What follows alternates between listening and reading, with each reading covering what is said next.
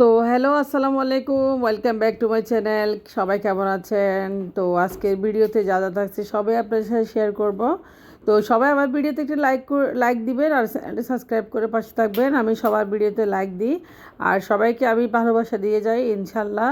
তো এদিকে ঝালমুড়ি মাখানো হচ্ছে আর বাচ্চাদের জন্য আমি গতকাল রাত্রে আস্ত মুরগির ঝুল করেছিলাম, সেটা আপনার সাথে শেয়ার করব। তো সবাই শেয়ার করব, আপনারা দেখতে থাকুন, আমার সাথে থাকুন। কেমন লাগছে ভিডিওটা অবশ্যই কমেন্টস করে জানাবেন। তো ওইদিকে দেখেন আমি আস্ত মুরগির রোস্ট বানাবো আজকে রাত্রে, আর পোলাওটা রান্না করা হয়েছে। হঠাৎ করে আমার ছেলে বলতেছে আস্ত মুরগির ঝুল খাবে, আর সাথে আমার জামাই আবদার করেছে, সেই জন্য তাদের জন্য এটা করা।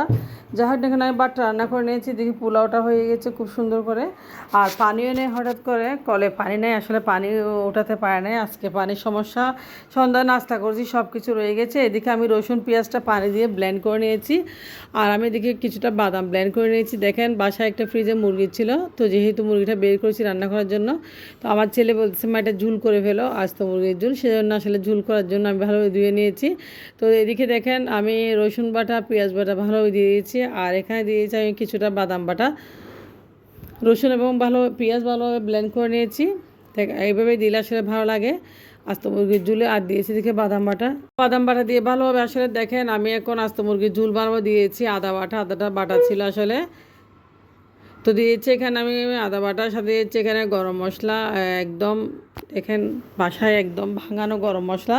তো বাসায় যে কিছু আছে তাই দিয়ে আজকে আসলে মুরগির ঝোলটা বানাবো। আমার ছেলে যেহেতু আবদার করেছে, তেমন কোনো মশলাপাতি আর দিব না, যা আছে তাই দিয়েছি। হলুদ গুঁড়া, আর হলুদ গুঁড়া একটু ভালোভাবে দিয়েছি, দেখেন 1 টেবিল চামচ পরিমাণ মতো দিয়েছি। তো দিয়েছি এখানে আর একটু জিরে গুঁড়ো, সামান্য জিরের গুঁড়ো দিয়েছি। তো আস্ত মুরগির ঝোল আমার খুব আসলে তেমন ভালো লাগে না, তারপরে ঝোলটা ভালো লাগে। তো দিয়েছি এখানে তেজপাতা, এলাচ, লং, দারচিনি, দেখেন সব কিছু দিয়েছি। আর শেষে দিয়েছি এখানে সামান্য পরিমাণে দারচিনি একটু বেশি দিচ্ছি। তো আস্ত মুরগির ঝোল আসলে পোলাওর সাথে খুব বেশি ভালো লাগে, খুব মজা লাগে। বাচ্চারা খেতে হচ্ছে আজকে আবদার করেছে। তো ওইদিকে মরিচের গুঁড়ো দিয়ে সামান্য পরিমাণে মরিচের গুঁড়ো খুব কমই দিয়েছি, যেহেতু একটু আস্ত মুরগির ঝোলটা আসলে জাল হলে ভালো লাগে না। তো আমাদের চট্টগ্রামে এভাবে রান্না করে, আসলে আপনাদের এলাকায় কোন এলাকায় কীভাবে রান্না করে অবশ্যই কমেন্টস করে জানাবেন।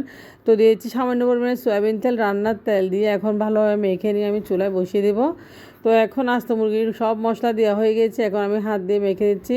তো মুরগিটা আমি ভালোভাবে ধুয়েছি, ভিতরের অংশটা দেখেন একদম ভালোভাবে ধুয়েছি, এমনভাবে ধুয়েছি যাতে চিড়েও গেছে। যা হোক, আসলে ভিতরের অংশটা ভালো না ধুলে আসলে খাওয়া যায় না। তো আস্ত মুরগির ঝোল আসলে দেখেন কালারটা কত সুন্দর হয়েছে এখন। তো এটা আমি এখন ভালোভাবে মেখে নিয়েছি, আর ভিতরে যেন মশলা ঢুকে সেই ব্যবস্থার জন্য হাত দিয়ে মেখে নিচ্ছি। তো মেখে নিলে আসলে ভালো লাগে, একটা ঘ্রাণও আসছে মাশাল্লাহ। এখন আমি এটা চুলায় উঠাই দেবো ভালোভাবে রান্না করার জন্য। তো এখন প্রায় রাত 10টা বাজে, আসলে ডিসিশন নেওয়া হয়েছে আজকে আমি রান্না করতে পারি নাই। তো খেতে খেতে আজকে অনেকক্ষণ সময় লাগবে আশা করি। তো এটা আমি এখন চুলায় উঠে দেবো। এখন মাখানো শেষ হয়ে গেছে, দেখেন খুব সুন্দর করে মাখাই নিয়েছি, খুব সুন্দর একটা গ্রান আসছে। চুলায় আমি এখন তুলে দিয়েছি, দেখেন আগুন চুলাটা জ্বালিয়ে দিয়েছি। আমি এখন এটা ভালোভাবে সিদ্ধ করে নেব বা রান্না করে নেব মুরগিটা পুরোটা একদম। আর দিয়েছি লবণ, পরিমাণ মতো সামান্য লবণ দিয়েছি। লবণ দিলে আসলে মুরগিটা ভালোভাবে ভিতরে লবণও ঢুকবে। আর মুরগিটা খুব সুন্দর করে পরিষ্কার করে ধুয়ে নিয়েছি মাশাল্লাহ। এখন চারপাশে একটু নেড়ে চেয়েছি আর একটু আমি। তো আপনাদের সাথে শেয়ার করেছি আসলে আজকে আস্ত মুরগির ঝোল কীভাবে রান্না করতে হয় সেটা।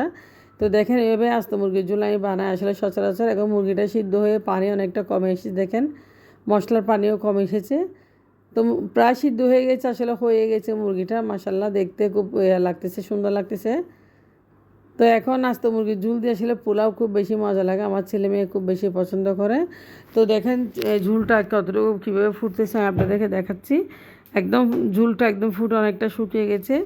তো এখন আমি চুলোটা অফ করে দিব, আসলে চুলো থেকে নামিয়ে এটা আবার বাগার দিব। তো আমরা এভাবে মানে আমাদের চট্টগ্রামে কোন কোন গ্রামে, কোন কোন জেলায়, কোন কোন অঞ্চলে কীরকম বানায় একটু কমেন্টস করে জানাবেন। তো এরপর যে আস্ত মুরগিটা আমি ভালোভাবে সিদ্ধ করে একদম রান্না করে নিয়েছি, এবং আমি এখান থেকে উঠে এটা এখন আবার একটু ছেঁকে নেব। তো আমি একটা তেলের কড়াইতে আস্ত মুরগিটা দিয়েছি, দেখেন তেলের কড়াইতে এখন একটু ভেজে নেব সুন্দর করে লালচে লালচে কালার করে। তো লালচে কালার করে ভাজলে আসলে দেখতে যেমন সুন্দর লাগে, খেতেও তেমন ভালো লাগে। আবার বেশি ভুনা করলে আসলে মাংসটা খাওয়া যায় না। বেশি বোনা করলে আসলে মাংসটা খাওয়া যায়। দেখেন খুব সুন্দর করে আমি হালকা একটু আছে ফ্রাই করে নিয়েছি। এরপর যে ফ্রাই করা হয়ে গেছে আমি চুলায় একটা প্যানে কিছুটা পেঁয়াজ আমি বেরেস্তা করে নিয়েছি, হালকা একটু ব্রাউন কালার করে ভেজে নিচ্ছি, কারণ মুরগিটা আসলে আবার বাগার দিব। আমরা এভাবে বানাই আসলে আস্ত মুরগির ঝোল, খুব মজা। দেখেন এটা আবার বাগার দিয়েছি তেলে, দেখেন খুব সুন্দর করে। আর মুরগির পাটা ছিঁড়ে গেছে, কারণ আমি আসলে মুরগিটা বেশি করে ধুতে গিয়ে আসলে খুলে গেছে একদম। যা হোক, এরপর যে মুরগিটা এমনিতেও কেটে খেতে হবে, ভেঙে খেতে হবে, সমস্যা নেই। এখন আমি ঝুলগুলো দিয়ে দিচ্ছি।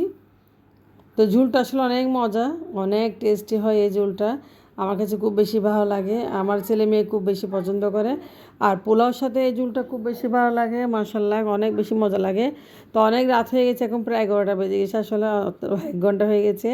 আমার ছেলে মেয়ে খুব বেশি খিদে লাগেছে, যেহেতু হঠাৎ করে তারা আবদার করেছে আস্ত মুরগির ঝোল খাবে, সেজন্য এটা আমি বানাতে আসলে একটু দেরি হয়ে গেছে।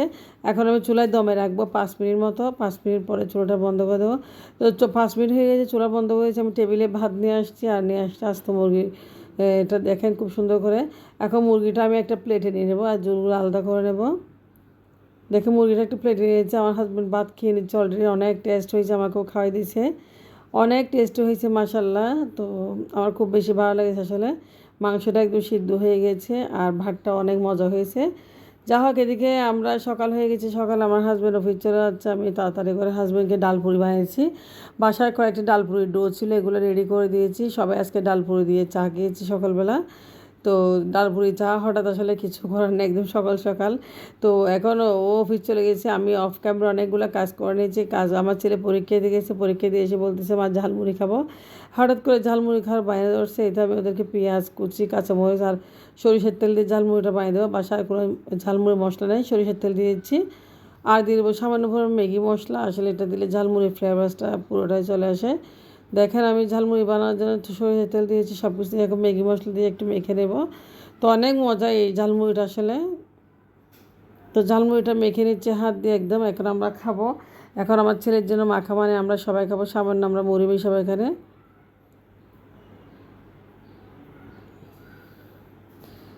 দেখেন খুব সুন্দর করে মুড়িও দিয়েছি, মুড়ি দিয়ে ভালোভাবে মাখিয়ে নিয়েছি। মাশাআল্লাহ খুব সুন্দর হয়েছে ঝালমুড়িটা, খুব ফ্লেভারসটা ভালো আসছে। এখানে আমি ম্যাগি মশলা দিয়েছি। তো ভালোভাবে মেখে নিয়েছি, আমার মেয়ে খাবে, আমার মেয়ে খাওয়ার জন্য দাঁড়িয়ে আছে, আমার ছেলেও দাঁড়িয়ে আছে। তো মুড়ি মাখা কার কার পছন্দ, এরকম ঝাল মুড়ি মাখা আমার তো খুব বেশি পছন্দ। আমি এখন ভালোভাবে মেখে নিয়েছি হাত দিয়ে যতক্ষণ পর্যন্ত পারি একদম। তো এখন খাচ্ছি, খুব মজা হয়েছে মাশাআল্লাহ। তো অনেক টেস্টি হয়েছে ঝালমুড়িটা, দোকানের চেয়ে অনেক বেশি ভালো হয়েছে, বা রাস্তার কাকারা যে বিক্রি করে ওদের থেকে ভালো হয়েছে। দেখেন খুব সুন্দর হয়েছে। তো ঝালমুড়ির মশলাটা আসলে বাসায় বানানো যায়। দেখেন আমরা ঝালমুড়ি খেয়ে নিচ্ছি। তো আজকের ভিডিওটা একটু আপনারা ভালো থাকবেন, আল্লাহ হাফেজ, আসসালামু আলাইকুম।